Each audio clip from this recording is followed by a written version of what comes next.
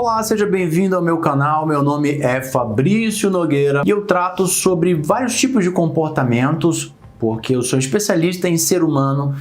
E nesse vídeo de hoje eu vou falar um pouquinho sobre as nossas crianças e os nossos pais. Quais as atitudes dos pais que podem estar prejudicando o TDAH dos seus filhos? Já quero que você dê uma curtida aí, dá um like nesse vídeo. Se não se inscreveu ainda, se inscreve no meu canal e compartilha por quantos você quiser. E se houver alguma dúvida, você também pode me escrever, deixar aí o seu comentário, que eu vou ter um prazerzão de responder. Vamos lá, algumas atitudes dos pais que prejudicam os filhos. Gente, vale a pena super dizer que algumas dessas atitudes não são culpa de ninguém, ok? Não são conscientes.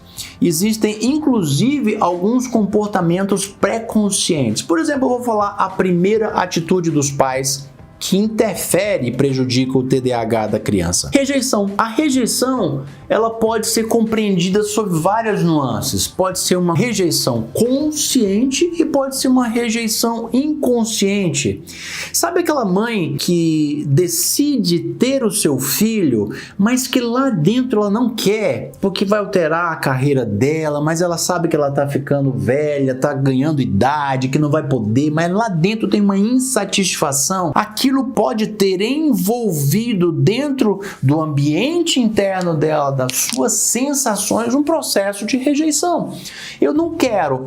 Olha, se você quer que eu seja bem sincero, mas bem sincero, eu não queria não. Mas como é o jeito, porque senão vai ficar muito velho, os meus óvulos vão envelhecer, e isso e aquilo, então eu vou ter essa criança. Olha, essa faz parte, por exemplo, de uma rejeição inconsciente. O que é rejeição? Não quero, não estou afim, não faz parte de mim. Então, essa energia interna que nós chamamos a sensação da rejeição vai ou não vai estar presente no ambiente interno dentro do qual essa criança vai ser gestada. Essa energia vai se transformar em neurotransmissores, vai se transformar em uma química interna que provavelmente não vai ser um ninho tão bem feito e tão bem ornado para receber essa criança, provavelmente sim. Agora, nada se compara, por exemplo, a uma rejeição real. Não quero, não desejo, nossa, tenho uma verdadeira aversão, tenho uma verdadeira ojeriza a ter essa criança dentro de mim. Você percebe que são níveis bastante diferentes, né? Quando uma mãe chega, digamos que uma mãe passou por um processo de um abuso sexual e ela engravidou, ao ponto de que ela consegue transferir e associar toda a ojeriza dela em relação ao abuso que ela recebeu para quem? Para aquela criança. Então ela vai ter nojo, ela vai ter repulsa, ela vai ter aversão. Fabrício, isso reflete muito na criança, ok? E pode trazer um quadro gravíssimo em relação a ela? Provavelmente sim, mesmo que essa pessoa nunca diga nada. Olha que interessante. Então a rejeição, ela não é um pensamento somente. A rejeição não é simplesmente uma fala, uma manifestação. Ela é uma sensação e ela é uma energia que circula aqui. Não é por menos, uma das emoções ligadas à rejeição é a emoção do nojo, né? Do asco, da aversão, que é uma emoção sobre a qual nós não temos controle. Tá bom, já falei do primeiro ponto que pode prejudicar o TDAH do filho, rejeição. E no dia a dia existem processos de rejeição, então uma criança que já passou por isso, qualquer coisinha pode ser suficiente para ela se sentir rejeitada, inclusive dependendo do nível de rejeição interna, essa criança ela vai ser muito sensível a todos e quaisquer processos de pretensas rejeições, como crianças que têm dificuldade em receber não, como crianças que têm dificuldade em coisas que saiam da medida, né? Se você diz uma coisa para ela e depois você muda de ideia, nossa, aquilo ali é o fim do mundo. Isso está muito ligado a quadros de TOD, de transtorno opositor desafiador. Entretanto, vale a pena entender que esses processos, eles podem continuar prejudicando o TDAH do seu filho, sim. Ponto número 2, ausências. A ausência, ela é muito prejudicial ao TDAH dos filhos. Fabrício, mas por que você diz isso? Sobretudo numa sociedade moderna, né? Como a nossa, uma sociedade pela qual nós passamos por tantos progressos, né? A mulher, ela ganhou espaço de valorização no mercado de trabalho, ela pode sair, ela pode estudar, ela pode conquistar a sua autonomia, ser valorizada por tudo isso. Perfeito, ninguém nega absolutamente qualquer uma dessas realidades. Essa realidade, no entanto, ela também está trazendo uma outra realidade que muitas vezes as pessoas não percebem, a ausência. Porque eu sou uma mãe e eu tive um filho, ok? Estive com ele ali durante todos os 4 meses, aí tirei ainda uma licença-prêmio, aí tirei ainda isso, aquilo, fiquei 12 meses com a criança, perfeito! Só que depois disso, quando eu volto ao meu mundo corporativo, ao meu mundo de trabalho, eu tenho de qualquer forma a ausência. A ausência é essa que é constituída numa fase na qual a criança não é preparada para isso. Ok? Então a ausência é uma ruptura e nós não podemos entender que os primeiros anos de vida, inclusive eu diria até os 12 primeiros anos de vida, a criança ela não tem uma estrutura cerebral otimizada, perfeita, para compreender certas lógicas que já estão presentes em nós adultos. A lógica, por exemplo, da ausência. Ok? Nós viemos de uma estrutura animal muito antiga na qual pais e filhos viviam grudados uns aos outros, e a gente não pode negar que no processo civilizatório, ok? Nos últimos 50, 20, 30, 10, 5 mil anos, esse processo civilizatório que nos trouxe até aqui foi um processo no qual mãe e filhos sempre estiveram muito ligados, muito colados, muito conectados. Às vezes não tinha uma qualidade de presença, né, muito alta, mas aquela conexão estava muito forte, ou seja, a criança que instintivamente reconhece por meio dos 5 sentidos a presença da sua mãe e dali ela obtém a segurança na vida, ela começa a não ter mais nos últimos anos. E que conexão é essa dos 5 sentidos? Os 5 sentidos da visão, da audição, da olfação, da gustação e do tato. Então a criança vê, escuta, sente o cheiro, sente o gosto do leite, o gosto da comida, né? E sente também o toque. Gente, como é importante nós entendermos que nós somos formados a partir desses 5 sentidos. Se você, né, é uma criança que recebe muito toque, muito beijo, muito abraço, você se torna uma criança saudável, cheia de sensação de ser amada, de ser querida, de ser importante, de ser especial. Se você recebe a gustação, a comida da sua mãe, né, aquela presença de quem cuida, isso faz uma diferença. Se você tem o cheiro dela ali presente com você, isso faz diferença. Se você sente, né, escuta a voz dela, sobretudo se for uma voz acolhedora, uma voz amorosa, uma voz que é presente, que cuida, que ampara, que ajuda, né? Isso faz uma diferença e o campo visual, nós somos isso.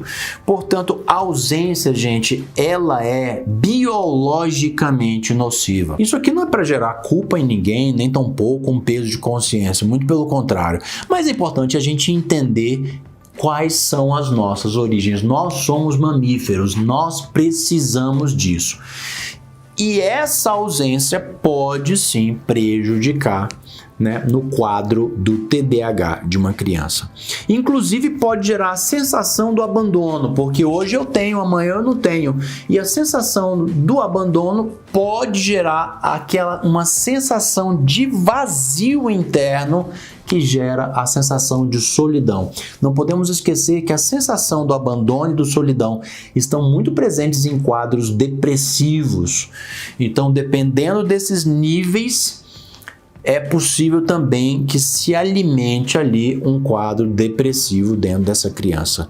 E também tem o ponto, né, do desamparo. Desamparo é a ausência que gerou um descuidado, né? Quem cuida de mim é babá. Minha mãe não cuida de mim. Quem cuida é outro. Mas sou eu quem pago, Fabrício. Todo mundo sabe disso. Só que é diferente, ok? É tudo diferente, inclusive culturalmente falando, é muito nocivo, né? Pais entregarem a educação dos seus filhos a terceiros o tempo inteiro, já não basta a escola. Imagina dentro do ambiente familiar quem cuida da educação do seu filho ser um terceiro. Então esse é o ponto número 2. O ponto número 3 que prejudica o TDAH do seu filho é a desvalorização. E eu quero falar de desvalorização ligado também a comparações. O que é desvalorização? É aquilo que faz com que a criança não se sinta suficiente. Não, você fez, tá bom, mas podia ser melhor. Tá bom, mas podia ser melhor, não fez mais do que a sua obrigação. Não tá bom, deixa eu corrigir. Não, isso nunca vou ser valorizado. Esse processo vai fazendo com que a criança ela desenvolva uma sensação de insuficiência e de incapacidade e de não ser boa o quanto precisa. Inclusive, isso pode gerar no futuro uma sensação que está ligada ao que nós chamamos de síndrome do impostor, ou seja, você faz o seu melhor, mas sempre fica aquela sensação de que você não é boa o suficiente.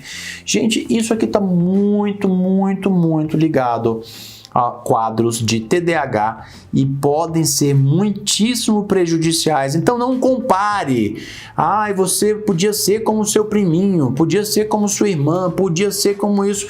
Eu sei que é sempre feito pelos pais na melhor das intenções, só que isso aí gera uma sensação de baixa autoestima, de insuficiência e de desvalorização na criança. Tudo bem? Ponto número 4. Uma atitude dos pais que prejudica muito o TDAH dos seus filhos são conflitos. Conflitos, sobretudo, entre casal, ok? Marido e mulher.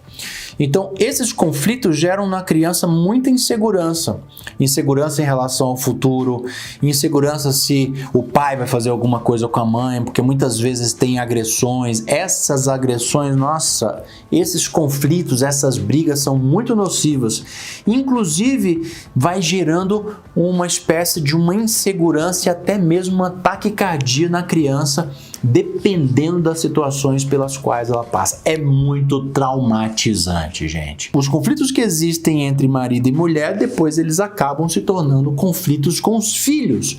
Então, agressões orais, agressões físicas, ameaças, né? Às vezes uma criança, mesmo estando em casa e sendo a mais protegidinha, vendo os outros irmãos passando por grandes conflitos, brigas, né, correções e punições, às vezes ela é um fumante passivo, já ouviu falar isso? Ou seja, ela é uma insegura passiva, ou seja, ela foi entrando no estado de medo de que aquilo também possa acontecer com ela e ela vai sendo, portanto, uma traumatizada passiva. Isso também vai gerando, né, dentro dela um aumento da sensação de ameaça externa e de fatores que prejudicam o TDAH dela. E como último ponto, eu coloco cobranças excessivas. As cobranças, elas têm um poder de soar como punições, como uma chamada de atenção, como se você não fizesse as coisas bem, como se você não se esforçasse, como se você não desse o melhor. Também vai gerando a sensação de incapacidade, de impotência. Isso pode gerar muita procrastinação, isso pode gerar a sensação de impotência mesmo. ok? Porque muitas dessas cobranças, elas não são acompanhadas da ajuda dos pais. Gente, as crianças, elas precisam da ajuda dos pais. Elas não precisam só das cobranças, elas precisam que você ajude. Então, muitos pais, sobretudo aqueles pais que estão muito ausentes, eles têm a tendência boa de querer ver os seus filhos bem, então eles cobram. Mas o processo ordinário da vida biologicamente correto é que os pais fossem esses a educar, a estarem juntos, eles fazerem as vezes. E por meio daquela mãe que ajuda, eu vou me sentindo seguro, capaz, e eu vou imitando os seus passos, imitando aquilo que ela me ensina, e eu vou conquistando a segurança necessária. Quando eu me sinto inseguro e sou cobrado, inclusive eu vou tendo uma sensação muito estranha e ruim de injustiça, porque como é que eu sou cobrado se eu não sou ensinado, se eu não sou educado? De onde que eu vou tirar isso? Claro que a maior parte das crianças não conseguem cognitivar isso, entender essa pergunta, mas elas sentem e inclusive muitas vezes ou se retraem ou se tornam agressivas. Gente, teria umas 500 mil questões que nós poderíamos falar aqui de comportamentos, atitudes dos pais que podem prejudicar o TDAH dos seus filhos, mas eu vou deixar por enquanto esses 5 pontos que foram muito abertos, né? Já temos um vídeo um pouco longo. Eu espero que ele tenha ajudado você bastante aí a entender alguns dos fenômenos que talvez possam estar acontecendo na sua casa e que de agora em diante você vai encontrar meios, caminhos para atenuar essas atitudes, esses comportamentos e aumentar comportamentos de acolhimento, de amor e de validação. Elogie, ajude, fique junto. Todo filho deseja fazer a vontade dos pais. Se não está sendo assim, é porque tem algum bloqueio e tem algum nó interno que precisa ser desatado dentro da estrutura interna do seu filho para que ele fique bem, tá bom? Um excelente caminho de desbloqueio para todos vocês e até a próxima.